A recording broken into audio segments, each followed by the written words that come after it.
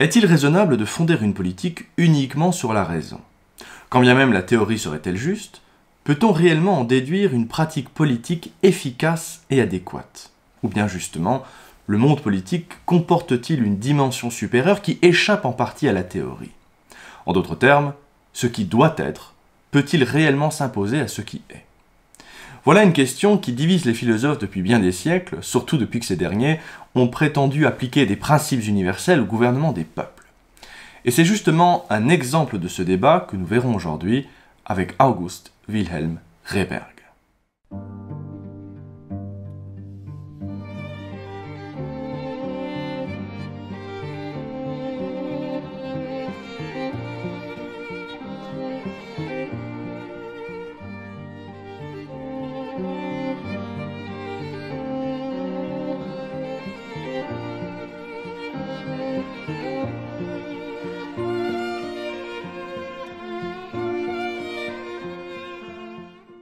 On ne saurait accorder trop d'importance à la Révolution française dans l'histoire des idées politiques modernes.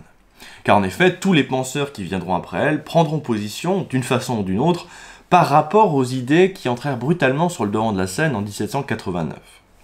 Les principes de liberté, d'égalité ou de souveraineté populaire, par exemple, sont des héritages de cette époque et sont désormais profondément ancrés dans notre langage quotidien. C'est pourquoi il s'avère intéressant, qu'on partage ou non leur thèse d'ailleurs, de découvrir la pensée de ceux qui, dès le début, se sont opposés à ces idées révolutionnaires. Car contrairement à ce que l'image officielle véhicule, il s'agit de penseurs puissants, extrêmement originaux et novateurs. Toutefois, quand on s'intéresse à cette tradition contre-révolutionnaire, on a souvent tendance à se concentrer uniquement sur les penseurs français. Et c'est assez naturel après tout.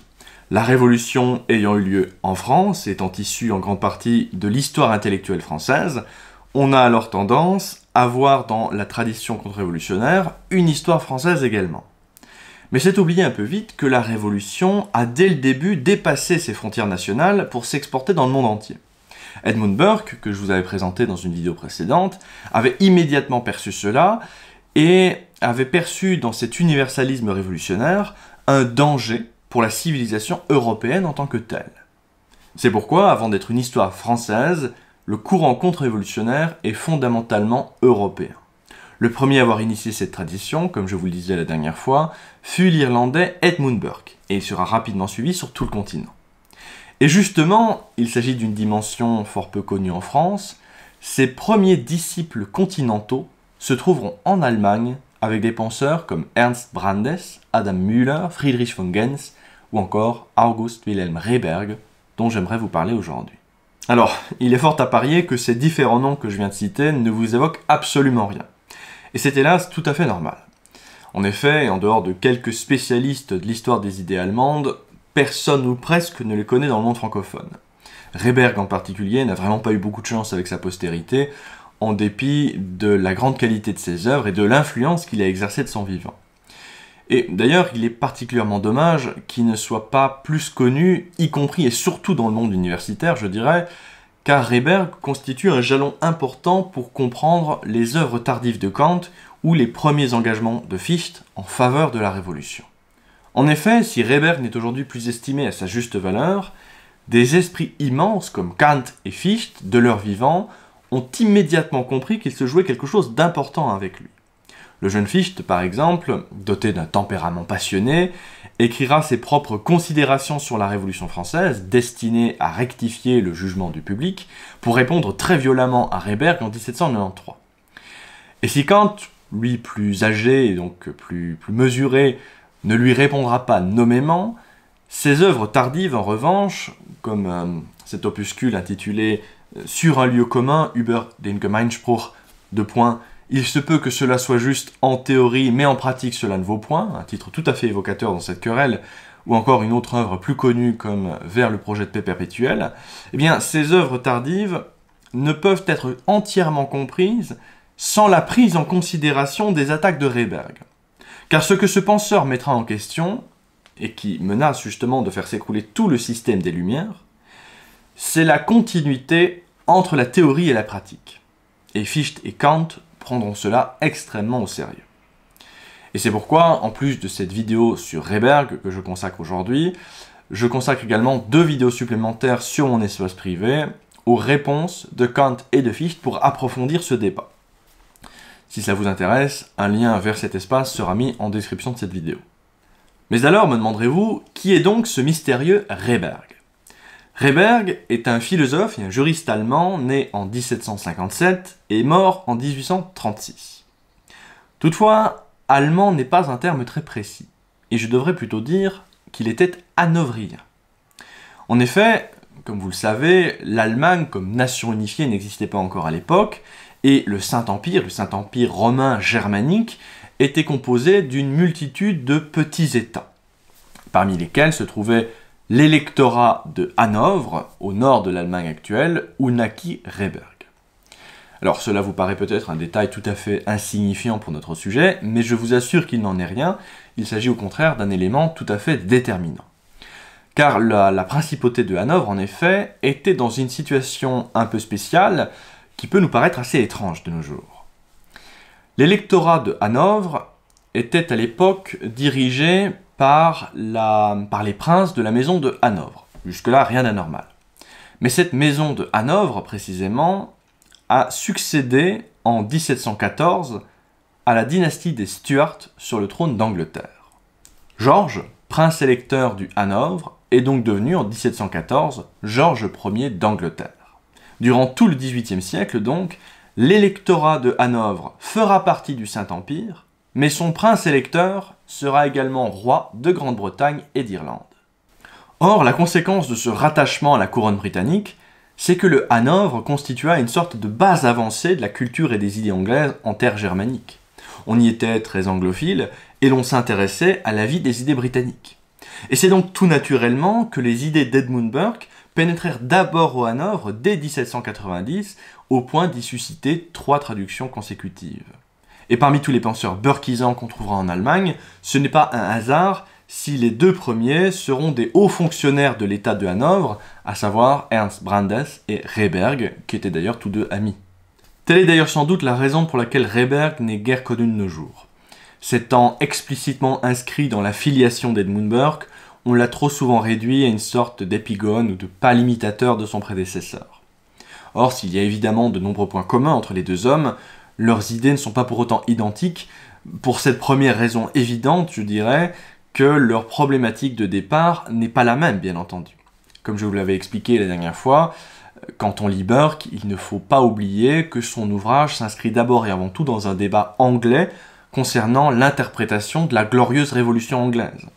Eh bien, il en va de même pour Rehberg, dont l'ouvrage s'inscrit également dans un débat philosophique extrêmement fort en Allemagne, au sein de l'Aufklärung, donc des Lumières allemandes, concernant la continuité entre la théorie et la pratique, concernant la capacité ou non de la philosophie rationaliste à embrasser la réalité. De plus, quand on décide d'aller le lire par soi-même, on découvre en vérité un philosophe tout à fait précis et rigoureux, rompu à la grande métaphysique allemande, ce qui n'était absolument pas le cas pour Burke, qui était avant tout un esprit pratique et politique. Zef Sternel, dans ses Anti-Lumières, dit d'ailleurs quelques mots incidemment de Rehberg au début de son ouvrage, et il reconnaît que sa critique de la Révolution, je le cite, a plus de profondeur et que sa dimension philosophique est bien souvent supérieure à celle de Burke. Mais Sternel ajoute aussitôt, et à raison je crois, que les réflexions sur la Révolution de Burke, en tant que pamphlet, possèdent une force littéraire qui manque à l'analyse de Rehberg. Et c'est tout à fait exact, il n'y a pas de grands morceaux de littérature chez Rehberg, son style s'apparente bien davantage à celui de Kant qu'à celui de Joseph de Maistre. L'ombre de Burke a donc malheureusement pesé sur ce penseur, qui n'a à ma connaissance jamais été traduit ni en français ni en anglais pendant 2 siècles, mais fort heureusement toutefois, cette injustice commence enfin à être réparée, et son ouvrage sur la Révolution française, c'est Untersuchungen über die französische Revolution, ses recherches sur la Révolution française, écrites en 1793, ont enfin été traduits en français et publiés chez Vrin il y a maintenant une 20aine d'années. Alors évidemment, cette publication reste encore fort confidentielle, mais c'est pourquoi je tiens à attirer votre attention sur lui. Quand Rehberg publie son livre sur la Révolution française en 1793, il n'est pas un inconnu sur la scène philosophique allemande.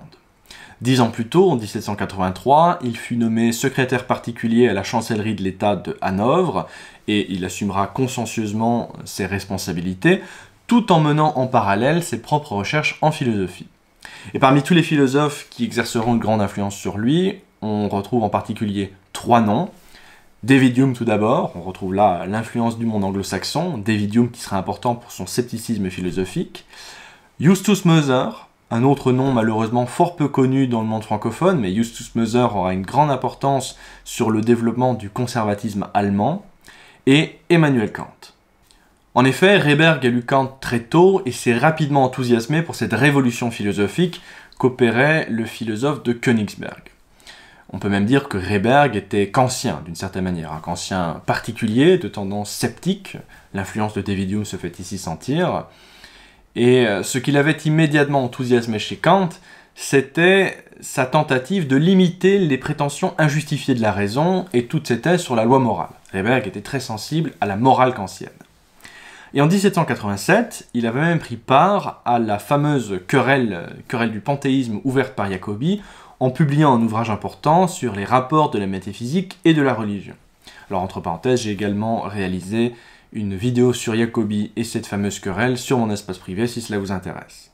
Pour résumer très grossièrement, Jacobi avait accusé la philosophie rationaliste de mener inévitablement au nihilisme. Il s'agissait d'une accusation fort grave qui remettait en cause l'entièreté du projet des Lumières, et tous les grands esprits de l'époque avaient donc participé à ce débat, dont Reberg lui-même. On ne mesure plus aujourd'hui l'importance que cette querelle du panthéisme a pu revêtir pour les Allemands de l'époque. Ainsi donc, jusqu'en 1790, Reberg passait aux yeux de beaucoup de gens pour, je cite, « l'esprit le plus subtil parmi les disciples de Kant ». C'est d'ailleurs un point intéressant sur lequel je voudrais attirer votre attention, à savoir que la plupart des grandes figures contre-révolutionnaires furent ouvertes aux idées des Lumières avant la Révolution. Burke était influencé par les Lumières écossaises, Joseph de Maistre avait lu avec passion tous les auteurs du XVIIIe siècle et était connu pour être un magistrat relativement libéral en Savoie, et 2 des plus grandes figures de ce courant en Allemagne étaient des élèves de Kant, à savoir Friedrich von Gentz et Reberg, 2 des élèves les plus talentueux de Kant même. Gentz, par exemple, était un élève tellement brillant que c'est à lui que Kant avait confié la relecture des épreuves de la critique de la raison pratique, et pourtant c'est ce même Gentz, dont je vous parlerai peut-être un jour d'ailleurs, c'est ce même Gentz, quelques années plus tard, qui traduira en allemand Edmund Burke, et qui deviendra le principal collaborateur de Metternich, notamment lors du congrès de Vienne, quand il s'agira de réordonner l'Europe après la Révolution. La postérité immédiate de Kant parmi ses disciples sera donc assez trouble, et ce, dès le déclenchement des événements révolutionnaires. Pour être très schématique, on a d'un côté le jeune Fichte, qui s'enthousiasme pour la Révolution française, qui y voit comme la traduction pratique de la libération intellectuelle entreprise par les Lumières, et dont la philosophie de Kant lui apparaît comme l'expression la plus aboutie. Fichte parlait en effet de ces 3 grands libérateurs de l'esprit humain que furent Jésus, Luther et Kant. Il souhaite pousser cette émancipation plus loin encore. Et de l'autre côté, on a des penseurs comme Reberg ou Gentz qui constatent avec effroi le débordement des crimes et de la violence de la Révolution, qui craignent le bouleversement de l'ordre social et qui se livrent donc à un réexamen critique de la philosophie des Lumières. Tout en ne rejetant pas en bloc la pensée de Kant, je tiens à le préciser. Et c'est justement un point qui fera question à Reberg, à savoir l'extension de la morale kantienne, qu'il admirait pourtant, au monde politique. Toutefois, je ne voudrais pas laisser entendre que Reberg était un pur représentant des Lumières, un penseur radical qui aurait changé du tout au tout à partir de 1789. Dans l'ensemble, ses convictions politiques étaient déjà forgées avant la Révolution et cette dernière n'a fait que les affirmer. Comme tous les habitants du Hanovre, comme je vous le disais, son inspiration politique principale venait de la Constitution britannique. Cela venait bien sûr des liens particuliers qui unissaient le Hanovre avec la couronne britannique, mais cela venait aussi, ironiquement, des grands auteurs des Lumières françaises, comme Voltaire ou Montesquieu, qui avaient fait l'éloge de la Constitution britannique et qui l'avaient érigée en modèle. Et effectivement, Rehberg admirait la Constitution britannique pour son mélange de liberté moderne et d'institutions anciennes.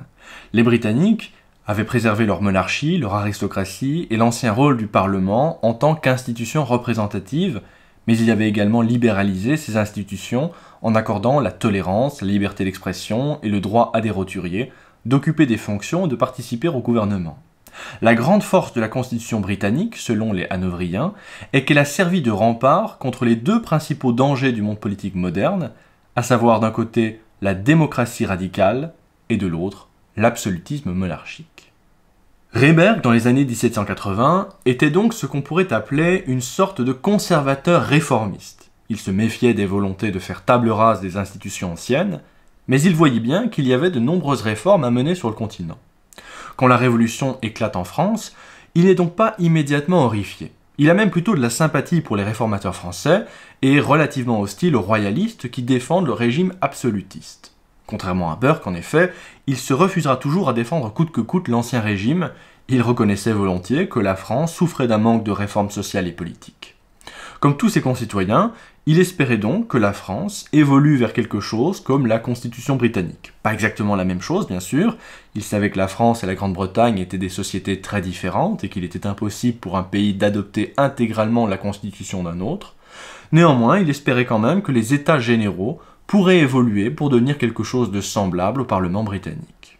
Ce que Rehberg espérait avant tout, pour la France mais surtout pour son propre État et pour toute l'Europe en général, c'était donc une juste voie intermédiaire entre révolution et réaction.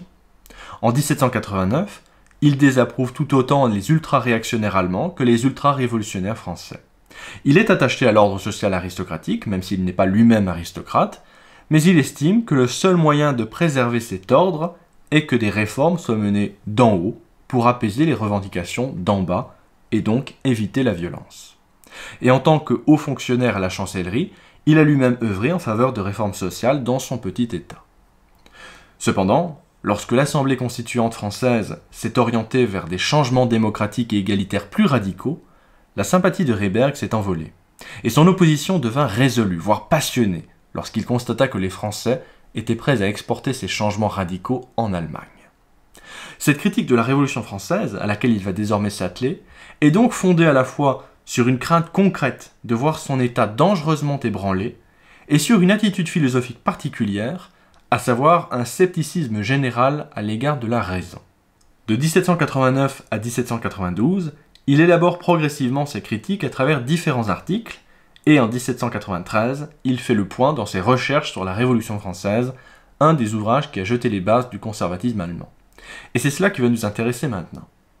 Car pour Rehberg, en effet, la Révolution est une expérience ratée d'idéalisme, et qui ne pouvait même que rater du fait de son idéalisme.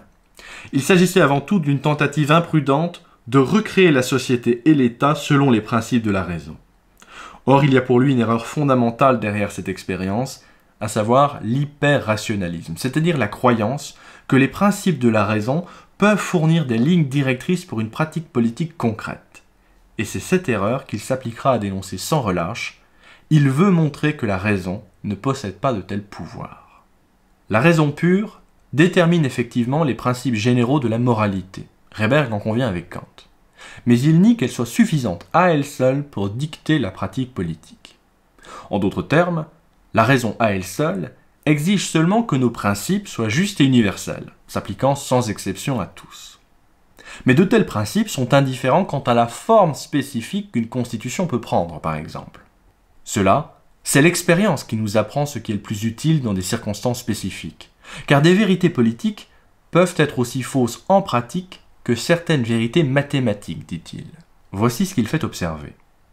Dans l'application au monde réel, il en va du système de la politique déduit uniquement des principes purs de la raison, et en général de tout le système des sciences morales purement démonstratives, comme des sciences mathématiques dans leur application à la science de la nature et aux arts qui en dépendent.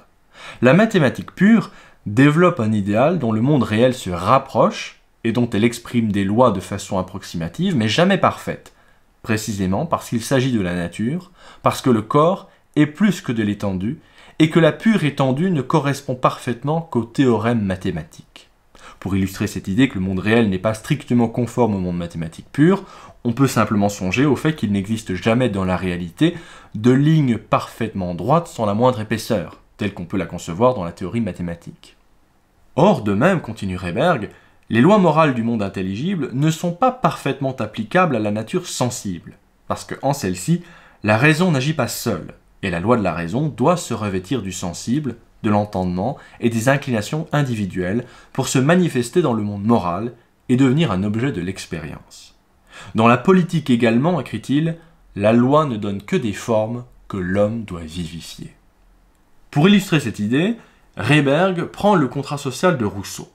Comme le fait remarquer Alexis Filonenko, le contrat social est aussi éloigné du monde social réel que la géométrie cartésienne l'est de la nature physique matérielle. Ce qui faisait l'admiration de ses contemporains, à savoir la structure mathématique du contrat social, Reyberg va justement en faire la cible de ses attaques. Cet ouvrage constitue une gigantesque spéculation intellectuelle négligeant tous les problèmes concrets, à savoir, selon Reyberg, l'observation de l'époque, des lieux, des relations sociales, historiques ou morales du peuple. Alors certes, reconnaît-il, le système qui se déploie sous les yeux du lecteur est profond et infiniment cohérent, mais, dit-il, son objet ne se trouve nulle part, comme un édifice magnifique qui plane dans les airs et qui repose sur des bulles de savon. Or, c'est précisément de ce contraste irrémédiable entre la perfection de l'édifice théorique et son inanité pratique que surviennent des conséquences désastreuses tout à fait contraires à ce qu'espérait la théorie en première instance. En l'occurrence, écrit-il, le système de Rousseau est si cohérent qu'il s'empare inévitablement de celui qui s'y identifie. Mais dès que le monde réel le réveille de son rêve, il découvre avec horreur un contraste terrifiant entre la constitution des sociétés civiles et l'idée de ce qui devrait être la conséquence de ces principes. Ces sentiments provoquent ensuite chez ceux qui ne s'exposent pas nécessairement à l'influence des idées générales et qui se laissent guider par des principes et des jugements pratiques plus que par de tels principes généraux de l'entendement, un désespoir sceptique sur la vérité de tous les principes généraux. Mais dans des têtes obstinées, aveugles et violentes cependant, ils incitent à la décision, héroïque selon leurs propres sentiments, mais brutale selon le jugement de l'observateur, de détruire tout ce qui va à l'encontre des principes admis et d'obliger l'humanité à s'y plier. Or, c'est ce que visent les réformateurs français. La raison n'est donc pas seulement impuissante, elle peut même être dangereuse. Pour le faire comprendre, Reyberg prend la subtile distinction qu'établit Rousseau dans le contrat social entre ce qu'il nomme la volonté générale et la volonté de tous. Dans le premier livre du contrat, en effet, au chapitre 6, Rousseau définit le pacte social en ceci, je cite, « que chacun de nous met en commun sa personne et toute sa puissance sous la suprême direction de la volonté générale. Nous recevons encore chaque membre comme partie indivisible du tout. » Contrairement à ce qu'on pourrait croire dans une première lecture rapide, Rousseau n'accorde pas ici à la décision collective le primat sur la décision individuelle.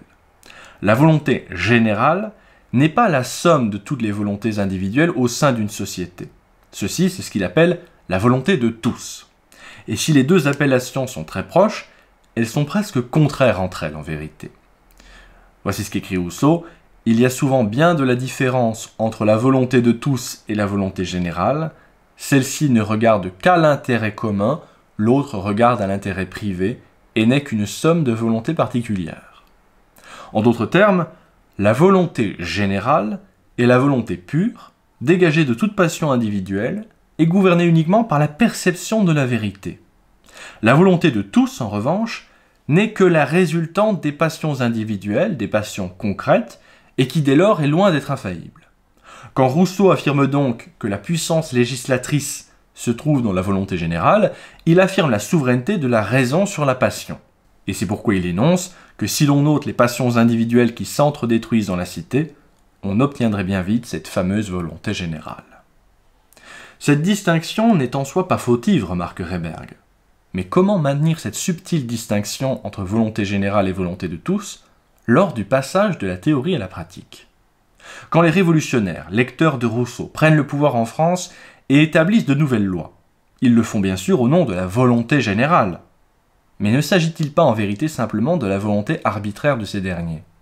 La volonté générale est censée établir un ordre rationnel, mais du fait de la faiblesse des hommes, Ne sont-ce pas plutôt les passions aveugles qui se déchaînent?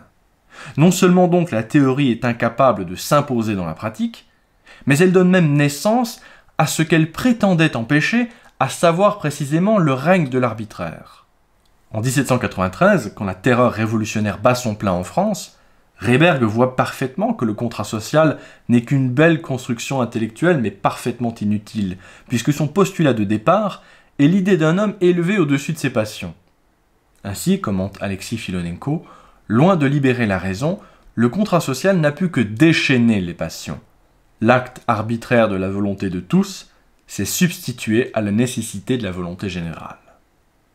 Il y a donc un hiatus considérable entre la raison pure et la praxis, un fossé que les révolutionnaires ont sous-estimé.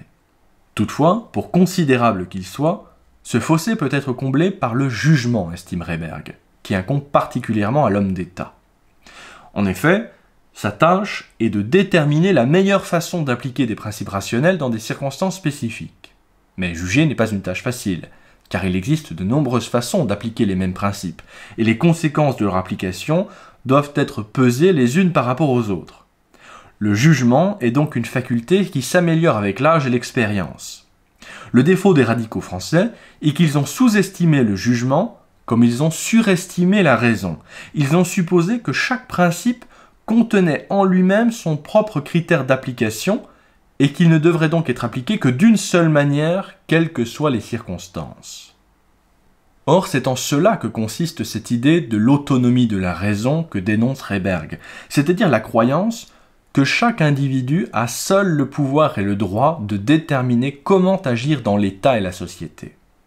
Rousseau et Kant n'ont pas tort à ses yeux de prétendre que la raison est inaliénable et que chaque individu est souverain dans la mesure où il a le pouvoir et le droit de déterminer des principes moraux généraux.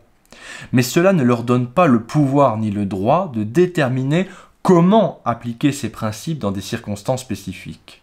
Car savoir comment appliquer ces principes est une question de jugement, et le jugement dépend de l'expérience et de l'expertise, et seules quelques personnes qualifiées sont en mesure de déterminer la meilleure forme de constitution et de loi d'un pays. Vous voyez donc en quoi consiste le désaccord fondamental entre Rehberg et les rationalistes. Du principe général selon lequel tous les hommes possèdent en partage la raison, les rationalistes proclament l'égalité politique des hommes. Mais pour Rehberg, il y a entre ce principe général et la praxis politique un savoir médian qui se nomme l'expérience et l'entendement ou le jugement. Et par conséquent, pour Rehberg, l'individu devrait céder son pouvoir de jugement à ceux qui sont plus qualifiés et apprendre de la tradition, la sagesse et la prudence dans l'application de ces principes. Ce qui est assez fort dans le réquisitoire de Rehberg, c'est l'accusation selon laquelle le rationalisme, par manque de réalisme, engendre presque systématiquement le contraire de ce qu'il prône. En mettant au pouvoir la volonté générale, il fait triompher la volonté arbitraire de tous.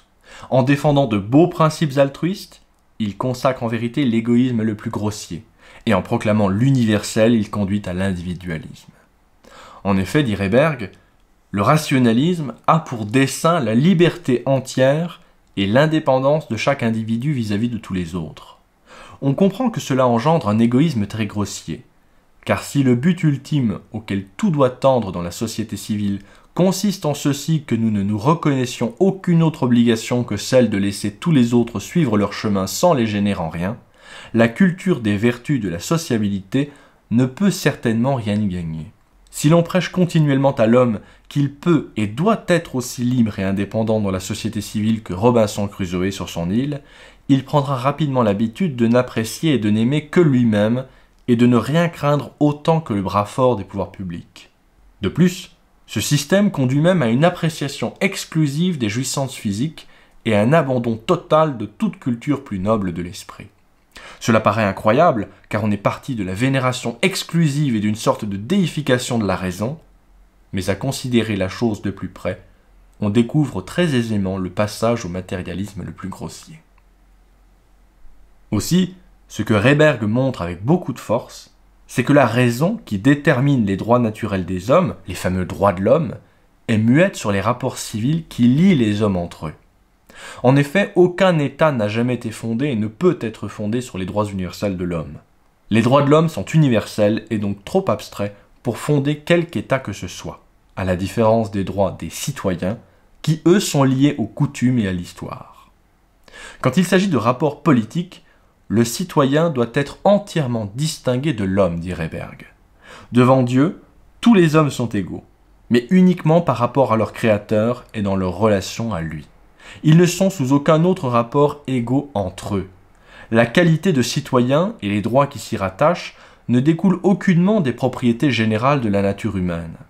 Inventés par l'entendement humain et accordés arbitrairement, ils n'ont par conséquent rien de commun avec les droits universels qui se rattachent à l'homme en vertu de sa nature. Un État est donc le produit de l'histoire de son peuple, de l'expérience de nombreuses générations. Et chaque génération pose les fondations sur lesquelles une autre doit bâtir. Ce que nos ancêtres ont construit est né des circonstances uniques propres à leur pays et s'y sont progressivement adaptés. L'abolir ne nous laisserait plus rien sur quoi bâtir et obligerait à tout recréer ex nihilo. Mais la défense de la tradition par Rehberg va encore plus loin.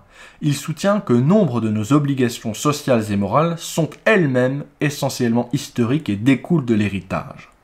Aucun État ne saurait exister si les enfants ou les héritiers n'étaient pas tenus de prendre la place des parents. C'est donc une règle fondamentale de la société civile que les enfants héritent des devoirs et des responsabilités de leurs parents, et ce sont des rapports de transmission qui sont au fondement des véritables progrès sociaux. Toute constitution, même la plus parfaite, écrit Rehberg, repose donc sur le développement graduel des rapports et des institutions déterminés en partie par la nature et en partie par l'entendement et le vouloir humain. Chaque génération pose les fondements de ce que fera la prochaine, et la suivante ne peut construire que sur ce que les précédentes ont fait. Il en découle l'impossibilité d'un projet de la meilleure constitution qui conviendrait à tous les peuples. Beaucoup d'écrivains spéculatifs se sont donné une peine considérable pour concevoir un idéal de constitution parfaite. C'est peine perdue. L'idéal ne peut servir à rien, même pas à la comparaison et à l'analyse des constitutions réellement existantes, quand bien même il aura été pensé avec beaucoup d'intelligence.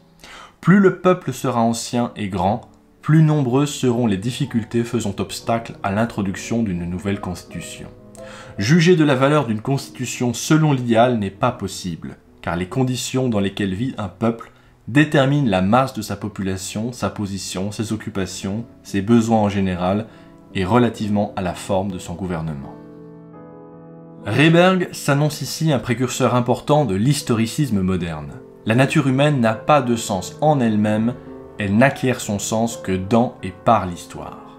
Et c'est pourquoi la véritable sagesse consiste à ne regarder l'avenir qu'après avoir respecté le passé. Bien sûr, si l'homme était un être purement rationnel, il n'aurait pas besoin de se référer constamment aux leçons de l'histoire, et la théorie, le concept, lui servirait de guide infaillible. Mais s'il y a précisément un écart irréductible entre théorie et pratique, rappelle Rehberg, c'est parce que la nature de l'homme est trop mauvaise pour que l'idée pure du devoir puisse s'appliquer en lui sans déformation ni trahison. De cette discontinuité entre théorie et pratique, Rehberg tire donc deux conséquences principales qu'Alain Renaud met en exergue dans sa préface à l'édition française. Primo, Rehberg aboutit, comme on l'a vu, à une condamnation du rationalisme juridico-politique. C'est en effet parce qu'elle a voulu être un système politique uniquement déduit des lois pures de la raison que la Révolution était vouée à manquer le monde réel et à manifester l'incapacité de la raison à légiférer sur l'effectivité concrète. Secondo, devant le constat de l'incapacité de la raison à se faire pratique, Rehberg conclut à l'indépassabilité d'une politique à la fois conservatrice et autoritaire. Devant le chaos engendré par le pouvoir de tous en France en 1793, il est urgent que la politique délaisse l'idéal pour revenir au réel, qu'elle cesse de se prétendre une science pour redevenir un empirisme, dit-il. Cet empirisme sera certes moins ambitieux, mais il sera aussi moins dangereux. À l'instar de Burke, Rehberg préfère donc s'appuyer sur les valeurs de l'histoire et des traditions que sur l'idéal abstrait des droits de l'homme. Par ces deux conséquences philosophiques et politiques, on peut deviner à nouveau quelle fut l'importance de ce texte de Rehberg dans l'histoire des idées allemandes. D'un côté, on y trouve une attaque en règle contre tout l'édifice rationnel que les Lumières allemandes avaient tenté de bâtir et que Kant et Fichte défendront alors du mieux qu'ils pourront, et c'est d'ailleurs à l'examen de leurs réponses que je me consacrerai ce mois-ci sur mon espace privé. Et de l'autre, on trouve chez lui les fondements d'une politique conservatrice fondée sur une anthropologie pessimiste et sur un scepticisme général vis-à-vis des grandes idées universalistes abstraites. Et pour ces deux raisons, August Wilhelm Rehberg mérite d'être davantage connu et étudié. Voilà, cette vidéo est terminée, j'espère qu'elle vous aura plu et que vous aurez apprécié la découverte de ce penseur allemand méconnu. Si tel est le cas, n'oubliez pas de mettre un pouce bleu en bas de la vidéo pour aider au référencement de celle-ci.